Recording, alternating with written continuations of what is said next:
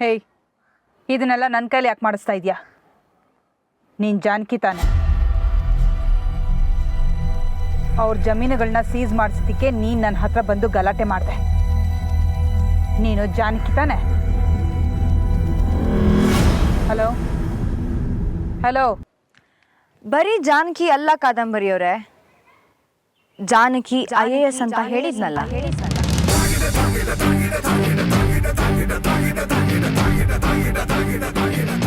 ಹೇಯ್ idiot, ನೀನು ಯಾರ ಜೊತೆ ಆಟ ಆಡ್ತಿದ್ಯಾ ಅಂತ ಗೊತ್ತಾ ನಿನಗೆ? ಜಸ್ಟ್ ವೇಟ್, ಈಗಲೇ ಪೊಲೀಸ್ ಅವ್ರಿಗೆ ಫೋನ್ ಮಾಡಿ ನೀನು ಏನು ಮಾಡ್ತೀನಿ ಅಂತ ನೋಡ್ತಾ ಇರೋ. ಏನು ಮಾಡ್ತೀರಾ? ನಂದಿತ್ ಅವ್ರನ್ನ ಕಿಡ್ನ್ಯಾಪ್ ಮಾಡಿದ್ದು ನಾನೇ ಅಂತ ಹೇಳ್ತೀರಾ? ಹೇಳಿ, ಧಾರಾಳವಾಗಿ ಹೇಳಿ. ಈಗಾಗಲೇ ನಾನು ಮೀಡಿಯಾದವ್ರ ಮುಂದೆ ನಂದಿತ್ ಅವರು ಅವ್ರ ಅಕ್ಕನ ಜೊತೆ ಅಂದರೆ ನಿಮ್ಮ ಜೊತೆ ಜಗಳ ಆಡ್ಕೊಂಡು ನಮ್ಮ ಮನೆಗೆ ಬಂದಿದ್ದಾರೆ ಅಂತ ಹೇಳಿದ್ದೀನಿ. ಈಗ ನೀವೇನಾದರೂ ಹೋಗಿ ಪೊಲೀಸ್ ಕಂಪ್ಲೇಂಟ್ ಕೊಟ್ಟರೆ ಮೀಡಿಯಾದವರೆಲ್ಲ ನನಗೆ ಸಪೋರ್ಟಾಗಿ ನಿಲ್ತಾರೆ. ಆಗ ಪೊಲೀಸವರು ಮುಖಕ್ಕೆ ಮಂಗಳಾರತಿ ಎತ್ತದ್ದು ಯಾರಿಗೆ ಹೇಳಿ?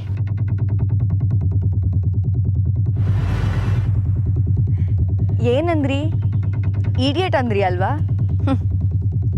ಈಗ ಯಾರು ಇಡಿಯಟ್ ಅಂತ ಗೊತ್ತಾಯ್ತಾ? ಹಲೋ ಕಾದಂಬರಿ ಅವರೇ, ಮರ್ಯಾದೆ ಕೊಡೋರ್ಗೆ ನಾನು ತಲೆ ಬಾಗೋ ಜಾನಕಿ. ಮಾತಲ್ಲಿ ನಿಗಾ ಇಲ್ಲ ಅಂತಂದರೆ ತಪ್ಪು ಮಾಡಿದವ್ರು ತಲೆ ಬಗ್ಸೋ ಶಿಕ್ಷಕಿ. ನೆನಪಿರಲಿ. ಅಷ್ಟು ಜನರ ಮನೆಗೆ ಹೋಗಿ ಕ್ಷಮೆ ಕೇಳಿದ್ರಲ್ಲ, ಅವರೆಲ್ಲ ಏನಂದ್ರು?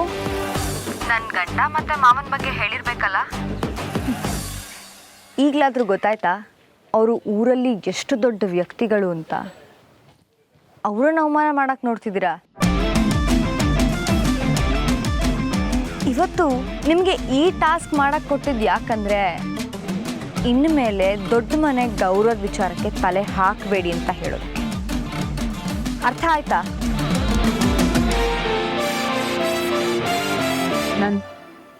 ನಂದು ಎಲ್ಲಿ?